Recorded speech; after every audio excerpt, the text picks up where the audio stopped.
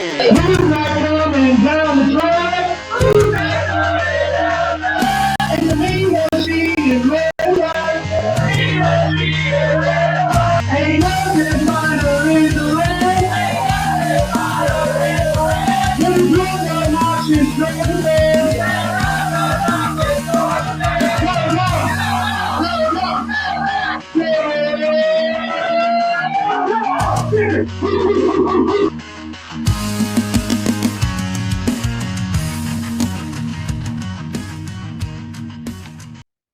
What's up, y'all? This is John and Kaleb back for another episode of the Nothing Finer podcast. Tonight, we are talking about, we're doing another You're Either the GOAT or You're Not for the linebackers this time. That will be very interesting, and as we've always done, I have not looked at, I don't even know who's on the list this time. I have some guesses because, obviously, but I have no idea who's on the list. But obviously, there's been some pretty big news in college football over the last little bit since we recorded. And the biggest news, game-changing, absolutely game-changing, is Georgia making it to the College World Series. It's first time since 2008, and something that I didn't even know until listening to the Super Regional broadcast. Georgia was the first SEC team to win a College World Series in 1990.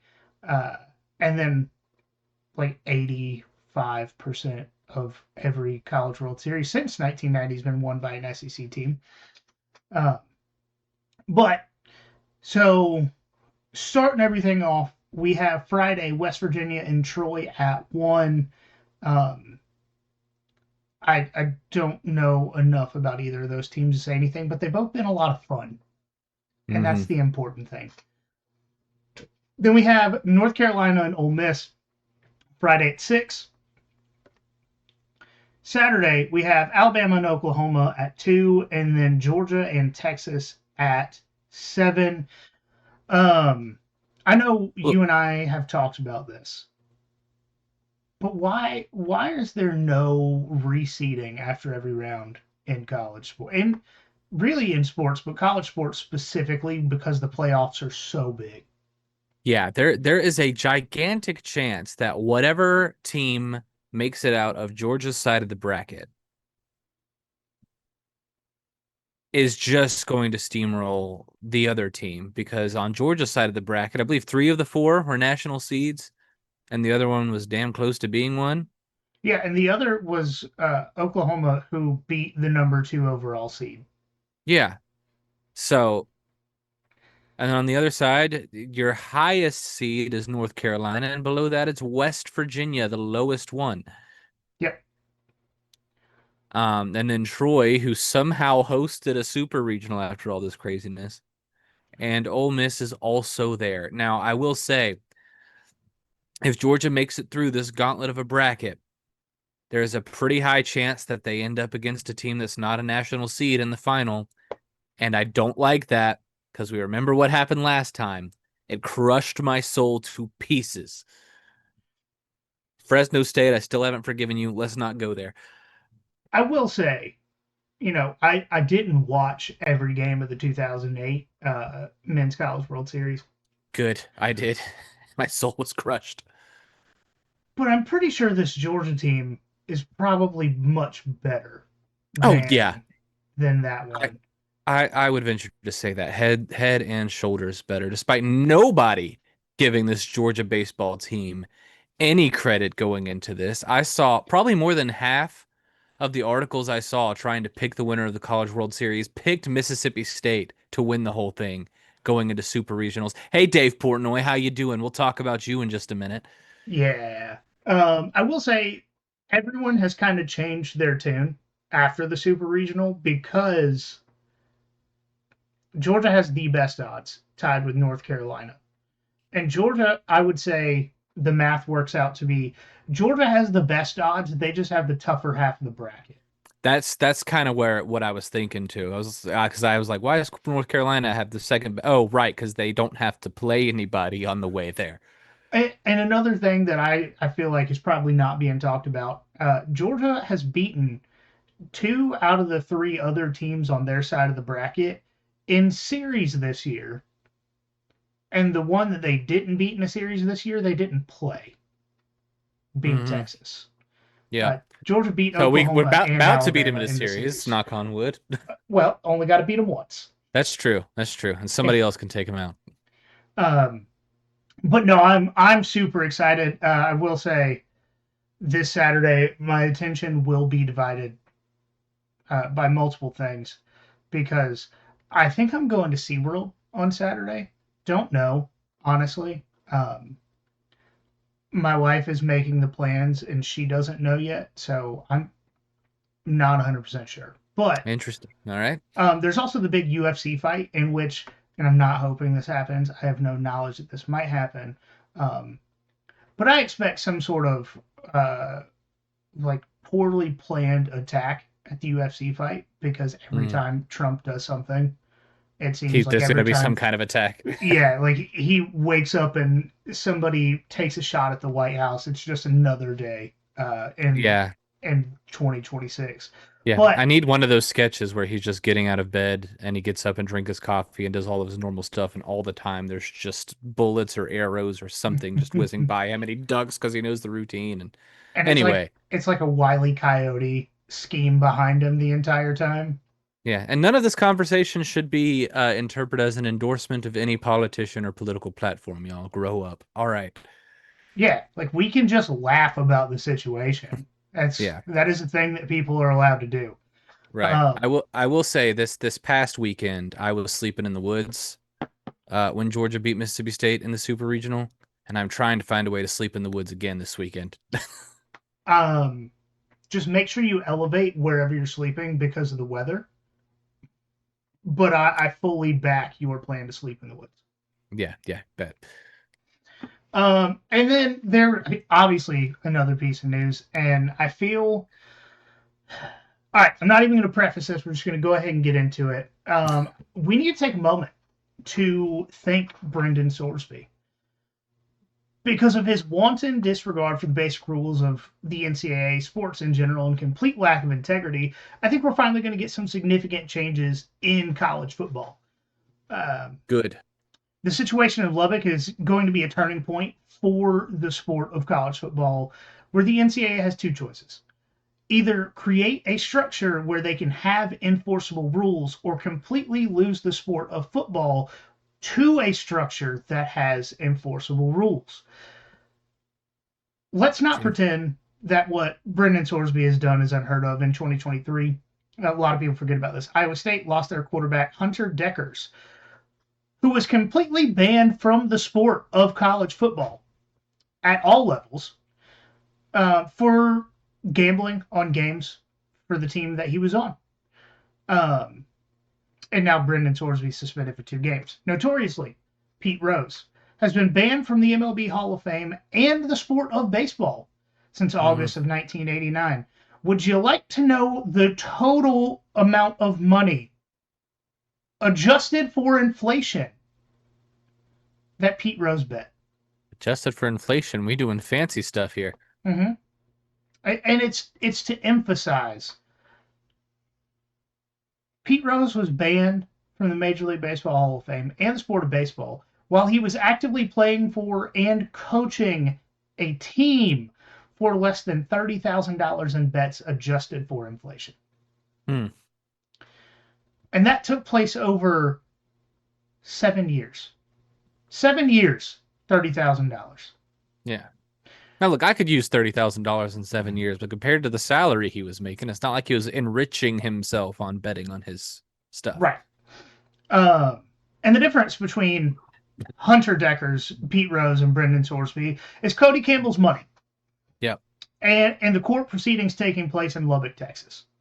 Those are the two things that make a difference. The legal precedent is in place to ban him from the sport because it was successfully done in the portal and NIL era in college football. It was done, Yeah. let's put it like this. There are people playing the sport of college football that were playing college football when Hunter Deckers was banned from the sport. Yeah. Stetson Bennett left the University of Georgia before this happened. And we know how long he was there. Yeah. The lack of integrity from the entire Texas Tech athletic department, the Big 12 conference, and the judicial system in Lubbock is truly disappointing to the point that I don't exactly know how to phrase how disappointing it is. The fact that the Big 12 is having meetings over the situation because the other 15 teams in the conference are close to refusing to play Texas Tech, which, update, Arizona State has canceled their game with Texas Tech. They did it like Yep. an hour ago. Really, the Big 12 game between the two Yep. has been canceled. Good. Yep. Good. I was seeing talks about this. Good. Yeah. Because I know Georgia has decided in every single sport, if they had anything scheduled with Texas Tech, to cancel it and will in the future. Yeah. The Big Ten, who up for debate here, but I think the Big Ten is the lowest integrity conference in college football. Geographically, go back to 2020, they tried to strong arm the entire college football season from being over, and then the team that they wanted to make the playoff, they just said, "Oh yeah, you don't even really have to play the regular season. We'll put you into the Big Ten championship game." And that's an argument for another day. The Big Ten is about to forbid teams from playing Texas Tech, and the SEC. There are many teams having these conversations, including Georgia, who's already made the decision. But here's the thing. The NCAA has given themselves handcuffs with their refusal to foresee these type of issues and correct course along the way. But the rest of the sport doesn't have those rules. The rest of the sport can just say, hey, Texas Tech, we're not playing. The college football playoff, as an entity, can force Texas Tech to correct this. And now, I have some other stuff here, but I was reading some articles before we got on here. Texas Tech has already told the Big 12, all the schools in the Big 12, and put out a press release saying that if you put into writing that you are not going to play us in any sport because of this, we will take you to court with our oil money. And that's fine. I think I think the way that this gets fixed at this point, as a college football playoff as an entity, says Texas Tech, we are not allowing you to play because of your complete disregard for the integrity of the sport. But also, we'll go ahead and take you to court. We'll set the date for the trial on February 8th of 2027. Yep. Like, it's pretty simple. Use their own battle against them. But what's disappointing is we all knew that money ran college football. Mm-hmm. And we all knew that if you had enough money, you can get away with whatever you want to in this world. It sucks. I feel like it's something we try to avoid talking about, but it's just a fact of life. But the integrity of sports is something that, as a country, I think we take more serious than just about any other country on the planet. Yes. And there's some billionaires in Texas trying to force a complete lack of integrity down everyone's throat and just threatening to sue everyone into oblivion if they don't get their way. And here's the thing. Everything I just said, I don't think that what is happening with the team is Brendan Sorce's fault. No. Because the coach McGuire came out today and said that Brendan Sorsby, he has an addiction. He's going through it. Like he's fighting an addiction right now, which I know gambling addicts. I've known gambling addicts. I truly believe is an addiction. It is something that your brain fights for when you don't do it. But at the same time, if you really care about this kid, take him out of the environment that puts him to the point where he wants to gamble. Because he was gambling for games he suited up for at Indiana. Mm-hmm. Cincinnati hid his gambling. Texas Tech is suing the world over his gambling. Take the kid out of the environment in which he feels the need to gamble. Like right. It's pretty simple. I don't think it's his fault. I think it's the fault of the adults in the room who are putting winning over the well-being of Brendan Sorsby and the sport. For sure. And then you get into the argument that Texas Tech fans are trying to make about they're coming after Georgia players, and Texas Tech officials have come after Georgia for players having speeding tickets and driving issues. And here's the thing: driving issues are not they're not the same Yeah. as gambling. They don't completely disrupt the integrity of the sport. Like they're Right, bad. They're a separate issue. right. And to me, that's an entirely baseless argument because if you have any integrity in your body, the difference between speeding or reckless driving and harming the integrity of the sport is entirely different. But not to mention, with the legal issues for Georgia players, a few things have happened. Either the charges were completely dropped, which, if you've paid any attention to anything past the initial headlines, a vast majority of charges, other than speeding, have always been dropped. Facts. The players paid the fine, which, if you and I got a speeding ticket, what would we do? We would pay the fine or we go to court and get it reduced. There's two Yep. things. It doesn't matter who you are, that's what you can do. Or in the case of something being more serious than driving infractions, and the charges actually being substantive, the players have been dismissed immediately, suspended from the team pending the outcome of the trial, and the players didn't have lawyers paid for by the university to take it to local court and beat the case and reinstate their eligibility in local courts by just pure dollars. And to me, the integrity of the game and potential future of the game is much more significant than the admittedly significant driving offenses at Georgia. But we're talking about the difference between grabbing a candy bar from the gas station and armed robbery. Yeah. And on that point, let me talk to Colin Coward for a minute Oh, because he was please. one of the morons making this point this week. Talk about, oh, it's rich how Georgia's trying to take a stand against Texas Tech. Look at all the speeding tickets they have. They've got a code. Baby. This talking point is so old and stupid that we've been over it 100 times. So I don't even really want to address it. But this hack, quote unquote, sports journalist He's and not a Colin journalist, he's a Coward. personality Yeah, he on is just. the Yep. least watched sports network that we Yep. have. Yeah, and you know how you could tell this man knows nothing about the sport of football Well, is that this he asked Joe Burrow why he didn't go to Ohio State. that is also that is also true. He also a few months ago put out a list of who he thinks his top college football teams for the next decade are going to be, and it's a list that included USC, Texas, Texas A&M, and Michigan, and it did not include Georgia Yeah, because this man doesn't understand how football works.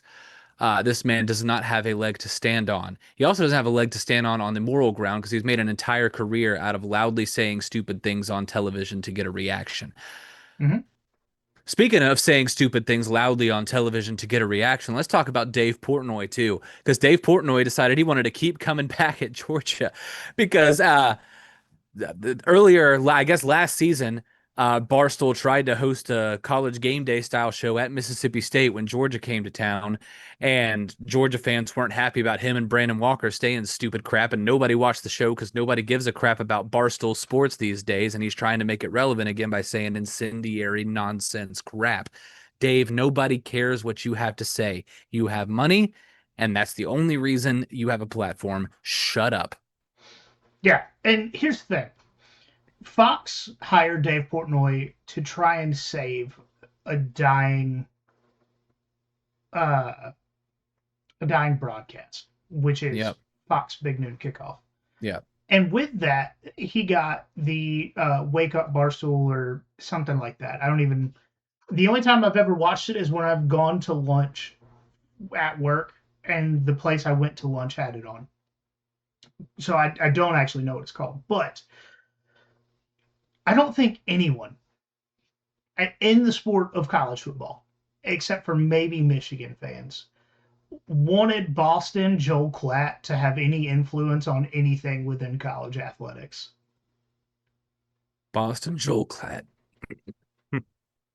Right. Like I think the Joel Klatt, and this is different, but I think the Joel Klatt replacing Kirk Herbstreit. And y'all know I'm not a big fan of Kirk Herbstreit, but I think replacing Kirk Herbstreit on the college football game with Joel Klatt is going to drive sales down.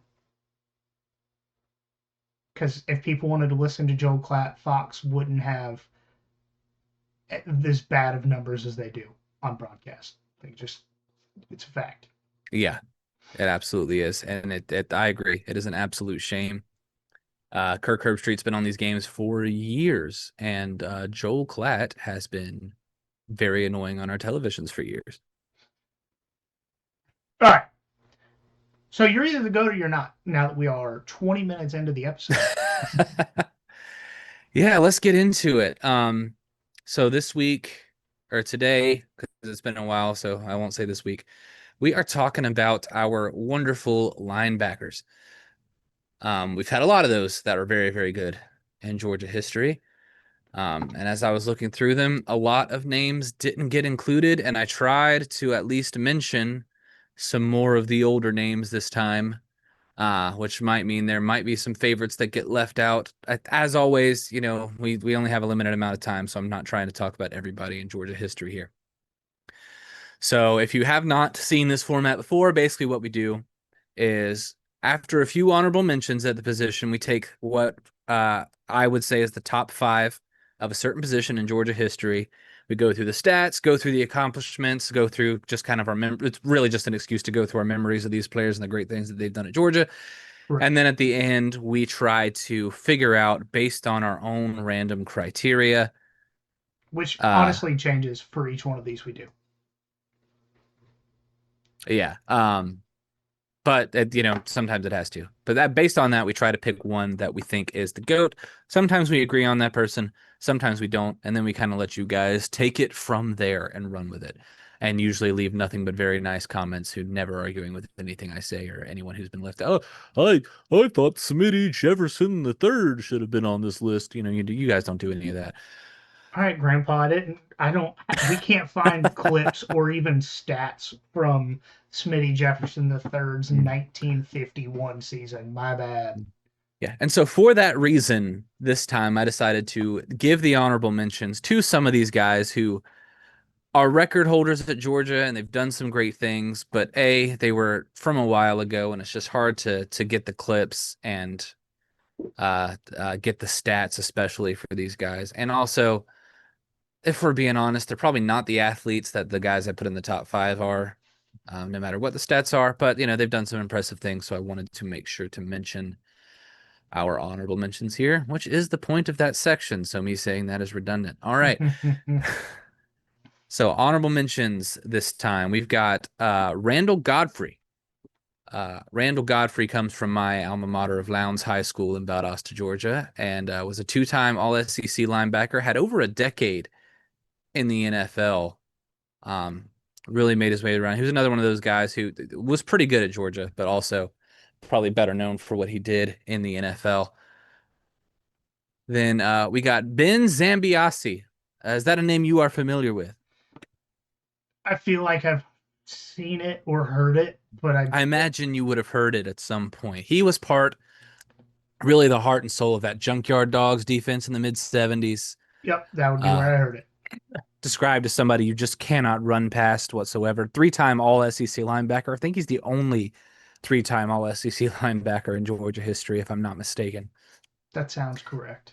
And he didn't really have a stint in the NFL, but he is in the Canadian Football Hall of Fame, inducted in 2004. So that is certainly something. But this is definitely a guy with major college accomplishments that we just don't have enough information on to talk about him effectively on this episode. And then the last guy I wanted to give an honorable mention to is a guy, Knox Culpepper. And I specifically wanted to bring him up because he has season records for both tackles in a season and tackles in a single game. And I especially want to talk about the record for school record for tackles in a single game because he set that record with 26 tackles against Georgia Tech in 1983. And the record 26 tackles against Georgia Tech. That's crazy. In 1983. It is. And the record that he broke was actually a record where somebody got 25 tackles. That was actually Knox Culpepper a couple of weeks before against Auburn. He got 25 tackles. So dude was an absolute menace who, again, with better stat keeping and better video, probably would have been in the top 5 here. But we, can only work with the information we have. I was not alive when Knox Culpepper was playing football. I do have two personal honorable mentions here. One we talked about recently with a To Hell with Everyone, but it would be a Marlo Herrera. One of my Yeah. Oh, yeah. just one of my favorite players to watch when he was at Georgia. The giant neck pad situation Yes. just put fear in people. And then another one, I don't even know. I don't think I don't think we had him as an honorable mention for the defensive backs episode, but it's kind of hard to place a position on him. Thomas Davis played both Yes. defensive back and linebacker for Georgia. Obviously, Yeah. he I hadn't. wanted to put him in both and just didn't know where to go. We may have honorable mentioned him. I don't remember. Yeah, just an insane career in the NFL specifically. But I mean, he was crazy good at Georgia at both defensive back and linebacker. And I met him once at the bookstore after a game. Oh, really? He's outside of meeting a defensive lineman a few years ago. Thomas Davis is the largest human being I've ever met in my life. Mm. He, I'm 6 foot tall. I'm not especially all that tall. It felt like I had to crane my neck to look up at him, and he still had the frame of a Greek god, multiple years retired. And it's like, we are not the same species. Whatever you are, I don't want to run into you physically Facts. ever. And he was probably close to 40 when I met him at the bookstore, Mm. and this was 2021, I think. Yeah, So I mean, it's been a while. it has. It has. But yeah, that's a man that would put some fear into some people. You know who else put some fear into some people when he stood across from them? Probably one of my top 5 favorite Georgia players of all time, Mr. Jarvis Jones.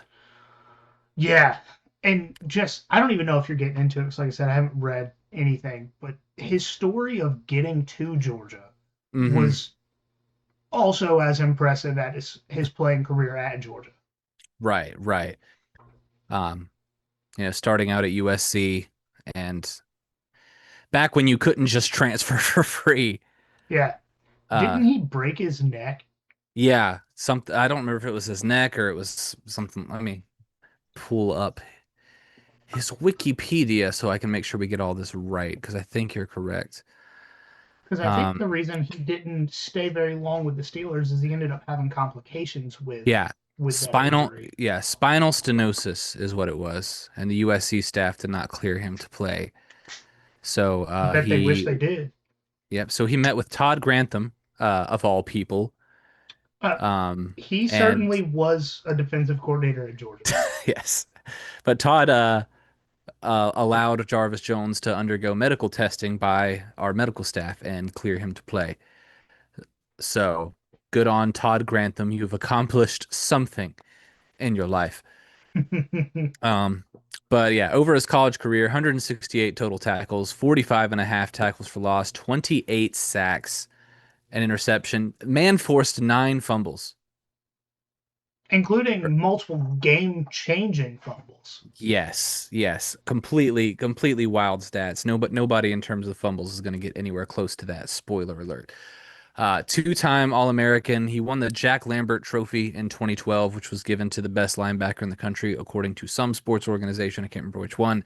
My apologies. And he was a first-round draft pick by the Pittsburgh Steelers. Like you mentioned, his injury concerns ended up coming back up and making his NFL career a little tougher. The Touchdown Club of Columbus gave out the Jack Lambert Trophy. Um, One thing of his accomplishments that gets overlooked quite a bit. He was top 10 in Heisman voting in He was. He 2012. was number 10 in the Heisman voting, Yeah, which I meant to put on here and forgot. So I'm glad you brought that up. one first place vote. Yeah.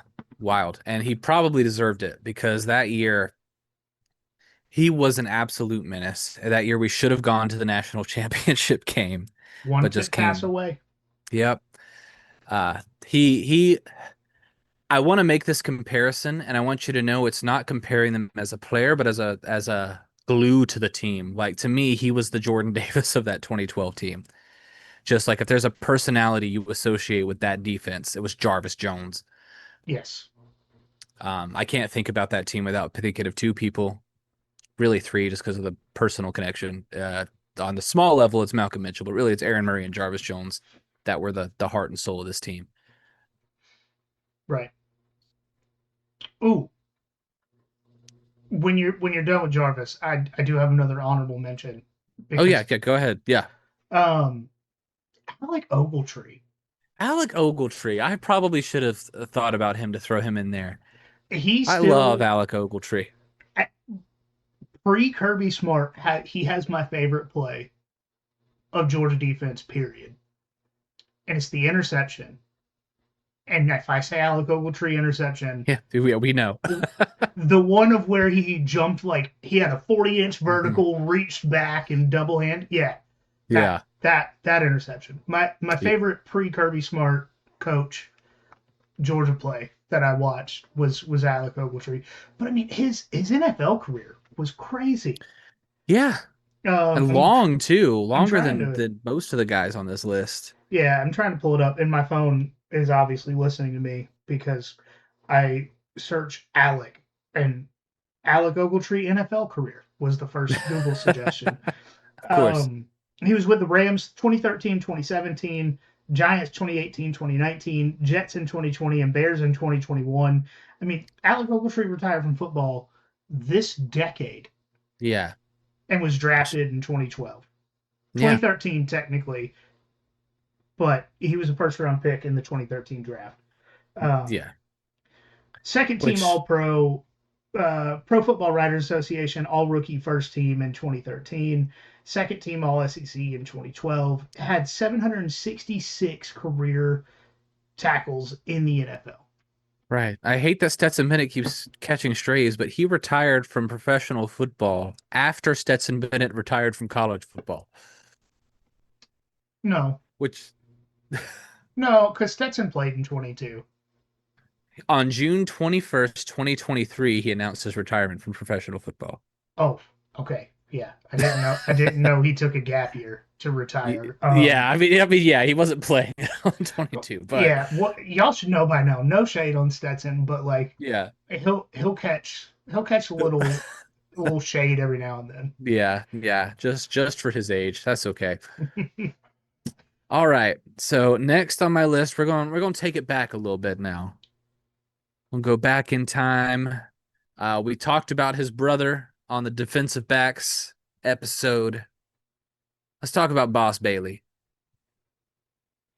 who I couldn't find college stats for, unfortunately, even though it doesn't seem like it was long enough ago for that to be the case. But I do know he had at least one interception and he blocked multiple field goals. Kind of became his thing, blocking field goals. He was an All-American, two-time All-SEC, second-round pick by the Detroit Lions, sometimes overshadowed by his brother, but he had a pretty long NFL career in his own right. Um, and yeah, dude just charged the offensive line in crazy and terrifying ways, which is how he kept blocking field goals. I did find one defensive stat. Yeah, He had one interception in 2001. yeah, that's the same one that I found to talk about it. Um, so I just got to go on vibes and highlights, but he was just he was a menace. He felt so fast running on the field for that time at least. Yeah, I don't have anything to add. I'm not much younger than you, but my memory is much worse, and I don't have any memories of him playing football. Yeah, that's completely fair. He was a little before my time starting, so everything I have seen in highlight packages afterwards. And now I don't even know if I could find them if I looked for them. All right, next, somebody who you might remember is a little more recent, Rennie Curran. I do. I do Yeah, remember Rennie Curran. yeah. Had an insane 298 total tackles, 24 tackles for loss, 6.5 sacks rather, two forced fumbles. Another former All-American, All SEC, third round pick by the Tennessee Titans. That era of Georgia football is very nostalgic for me because he was in there right around the time I was starting to really, really care about it and started, going to games, um, and things like that. Like 2007, 2006 is when I started wearing Georgia football shirts to school every day because I felt like it. And he jumped in 2007, which is my favorite college football season of all time. So I have a very personal attachment to Rennie Curran. Um, and he was I don't know, he was just fun to watch. I don't want to just repeat everything I said about Boss Bailey, but ditto for everything I said about Boss Bailey. Just a menace on the field. And you could see it. He was 100% effort on every single play on that field, which you want that from any Georgia linebacker, but you could just tell with him. You could see it in his face after every play he made. Yeah.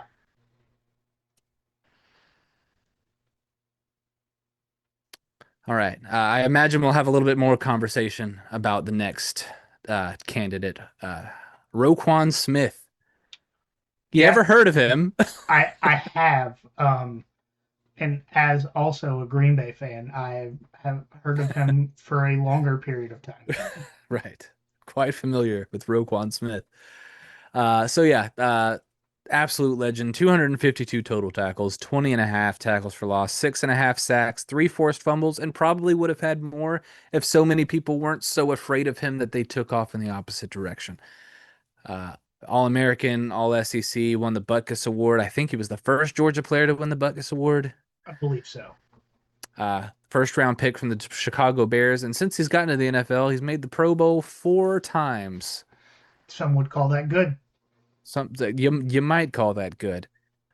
Roquan Smith is one of the top three reasons, and he ain't number three. Georgia went to the college football playoff in 2017. Full stop.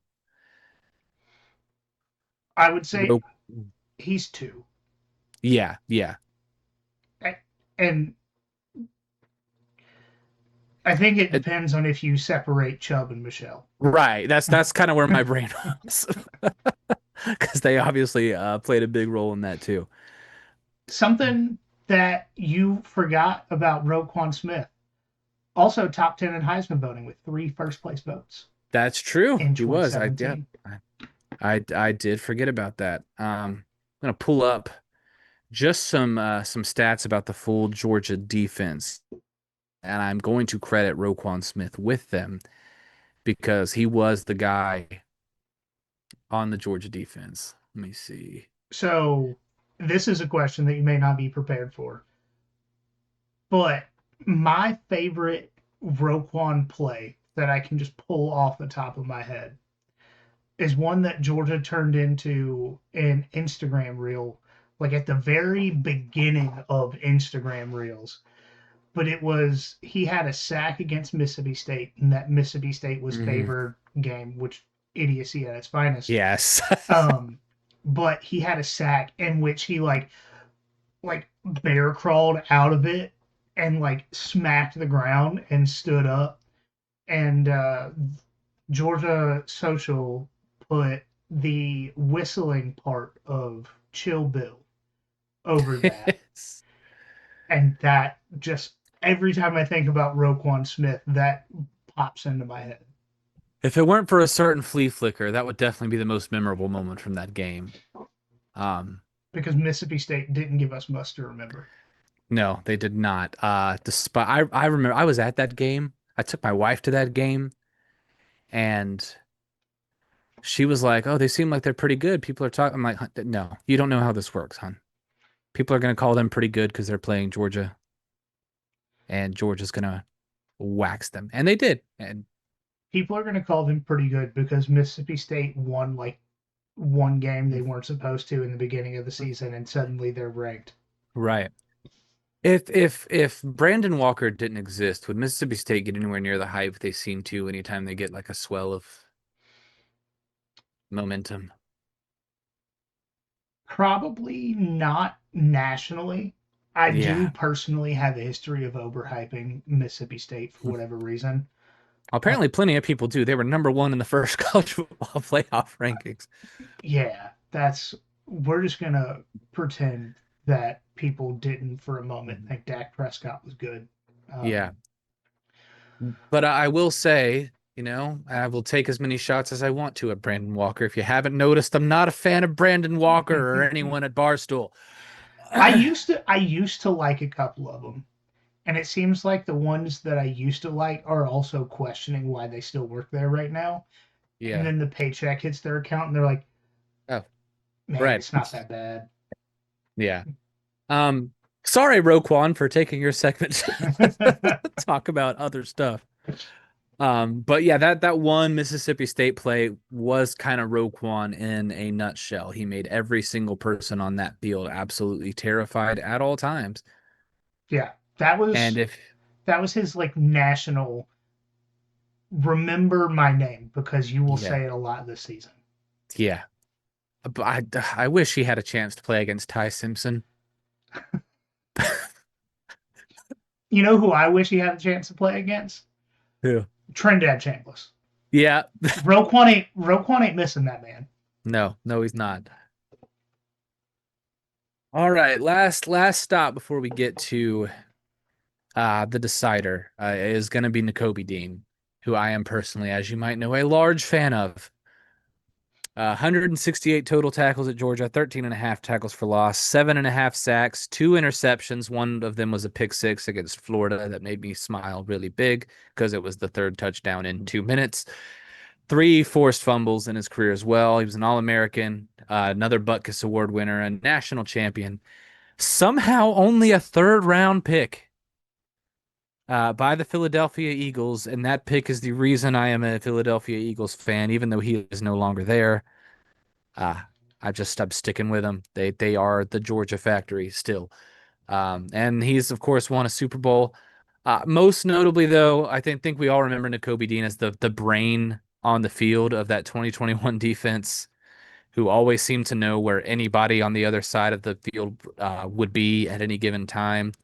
And to me, he was just as much a big part of that, or just as big a part of that defense winning that national championship and being one of the greatest of all time as Dan Lanning was. He was that important to this team. I'm trying to I'm trying to remember. So the final play of the national championship game was a sack of um This said the sack of Bryce Young in the last play, that yes, was Nolan Smith. that was Nolan Smith. Okay. Yeah. But one thing I do want to bring up from that national championship game is it's a clip that goes around every once in a while I when know exactly Channing, what you're talking about yeah, because if you didn't say it, I was going to. yeah, Channing Tindall misses his assignment. N'Kobe Dean picks it up, gets the pass deflection, and walks over to Channing Tindall to tell him to do his job. Rips him about And 3 new ones in yeah, 10 seconds. yeah. And then the next play, because N'Kobe Dean is listened to as a leader, Channing Tindall throws Bryce Young on his ass. And that that was the second and third down of Alabama on the goal line in which they Mhm. ended up kicking a field goal. Yeah, huge. Huge. Yeah. Yeah. So when we talk about N'Kobe Dean being the brains of that defense and being the leader on the defense, that wasn't just talk. He was a coach on the field, and it made a massive difference. Oh, absolutely. And something that I say ad nauseum, I feel like during the season, your lead inside linebacker is the quarterback of the defense. Hmm. If your lead inside linebacker doesn't do his job and get guys in the right spot, and N'Kobe Dean was doing this before the helmet communication was around. I know every guy we talked about was, But Nakobe Dean, to me, did the quarterback of the defense at the highest level of the guys we're talking about. Because everybody that we're talking about did their job exceptionally well. That's why we're talking Hmm. about him. Georgia's linebacker university, and we picked out some guys. But as far as quarterback on the field, I think Nakobe Dean did that the best of this group. Yeah, I think I can agree with that wholeheartedly. So, getting into the deciding of who to pick, I've got three in my mind that I'm really trying to pick between, and I did not plan ahead of time which one I was going to go with. So I might need to hear some arguments from you to really make a decision on what I would do. I I'll have. tell you. I'm gonna have to pull up the outline now Yeah, to. I'm gonna Oh, I'm gonna tell you my three. yep. I think it's my three too. I'm gonna say, and I'm gonna say why they're the ones I'm considering, and why it's so hard because they're all so different. Mm-hmm. So you've got Jarvis Jones, who's his game-changing ability, the 9 forced fumbles, the just necessary anchor that he was to that defense. Roquan Smith and his explosivity. Am I 2 for 2 so far? Mm-hmm. And then Nakobe Dean and that Mm-hmm. leadership aspect Mm-hmm. makes it very hard to pick between. Their stat lines all look so different, so it's really hard to pick based on that. And they all had such different personalities on the team. So I'm gonna keep thinking about it, but I would love to hear some of your thoughts. All right. So I'm gonna go through why I think each of these guys has an argument. It's gonna be real quick. Mhm. Jarvis Jones still 15 years later has the single season sack record for the University of Georgia, 14 and a half in 2012. He also was the first Georgia defensive player to ever get, well, not ever, he was the first Georgia defensive player in decades to get a Heisman vote, Mhm. let alone get in the top 10. Roquan Smith, he brought the Georgia linebacker, he brought Georgia back as linebacker university.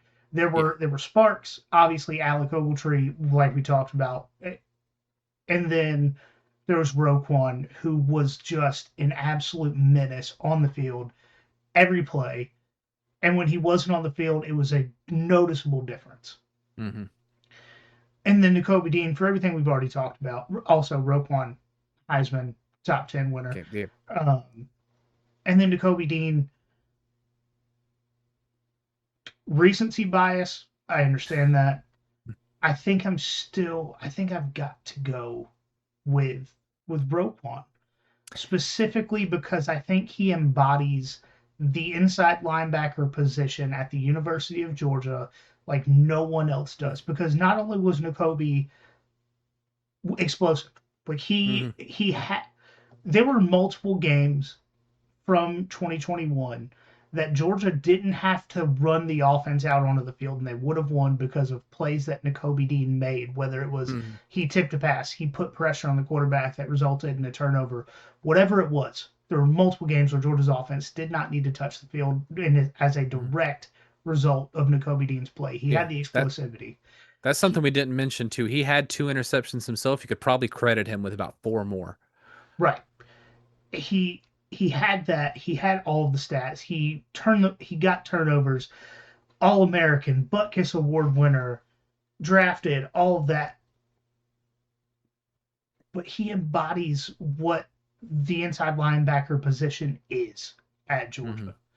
If you said, build me, and to be fair, what if I'm going to put a little small caveat on this. If you said to Kirby Smart, build me an inside linebacker, it would be a bigger Nakobe Dean. Yeah. It would be a Roquan Smith sized Nakobe Dean, if you will. I think he would want Nakobe Dean's frame Hmm. with Roquan Smith's height. Yeah. Put Nakobe Dean's brain in Lorenzo Carter, another guy who Yeah. probably should have been an Probably should honorable have been mention. mentioned You on know what? here. Let's just take Jarvis Jones out of this and do an entire episode on edge rushers. Yeah, for real. We could do it. We could do it. Um, so here's Here's the argument I'll make that I was thinking of as you were talking. And it's not a complicated argument. It's not one that requires a whole bunch of deep thought. It just requires using your brain. And you can answer this question, and I think you will know the answer right away. Uh, in the Kirby Smart era, Hmm. when we think about linebackers, who set the standard for what a linebacker is under Kirby Smart? It would be Roquan. It would absolutely be Roquan. Anytime somebody comes in at the linebacker spot, when CJ Allen took over and started wearing that number 3, everybody was like, "All right, we're comparing him to Roquan. He's going to be our next Roquan." Everything comes back to Roquan. So while when we break down the history of Georgia linebackers, there's so many good ones, and there's so many different reasons and so many different categories you could give so many guys the best in. When you just zoom out, Roquan is the guy that you think about when you think about a Georgia linebacker. That's fair. Yeah. Yeah. No, But that's entirely fair. yeah, but we'd love to know what you guys think. As mentioned, there's enough guys that we didn't even talk about tonight that could probably have some kind of argument if you wanted to make it. There's guys that we've remembered in the middle of talking about Yes. other guys. But I think we are going to try and do an edge rusher, like a pass rusher specific episode on this, just because. And to be fair, a lot of those guys are going to be over the last few years. Mm-hmm. Something that Kirby has emphasized over his time. There's going to be some probably Mark Richt guys, but it's not. Edge rusher wasn't necessarily a position back before legitimately like 2007. Right. So it'd be hard to get somebody before that. But I think there have been enough guys, and it separated itself as a position enough that we can do that. So Jarvis is obviously going to get some more love. Just copy and paste everything we just said to that episode. Yeah. But that's going to do it for this episode of the Nothing Finer podcast. As always, follow us on social media at nothing.finer.pod on Instagram, at finerpod on Twitter, Facebook, YouTube, TikTok, all of that. Just look us up and you can find us there. And most importantly, remember there's nothing finer in the land. And a drunk, obnoxious Georgia fan who don't give a rat's behind about Texas Tech or Barstool.